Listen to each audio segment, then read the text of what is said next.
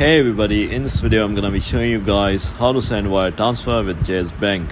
So here are the steps to send a wire transfer with Chase Bank. So the first step is to log in into your Chase online banking account or visit a Chase branch. The following step is to navigate to the transfer or wire transfer section. The third step is to select the option to send a domestic or international wire transfer. The fourth step is to provide the recipient's bank details, including beneficiary name, beneficiary bank name and address, beneficiary account number, beneficiary bank routing number or SWIFT BIC code for international wires. The fifth step is to enter the wire transfer amount and select the account you want to debit from.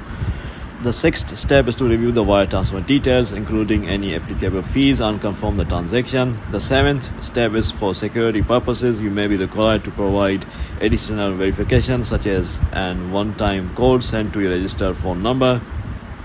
The last step, once the wire transfer is submitted, you will receive a confirmation with the transaction details. Important notes: domestic wire transfers from the US typically take 1 business day to process. International wire transfers may take 2 to 5 business days depending on the destination country. Chase may charge a fee for wire transfers, so be sure to check the current rates. Have all the required recipient information ready before initiating the wire transfer. So this is how you do it, guys. If you found this video to be helpful, thanks for watching, and I'll see you in the next video very soon. Peace.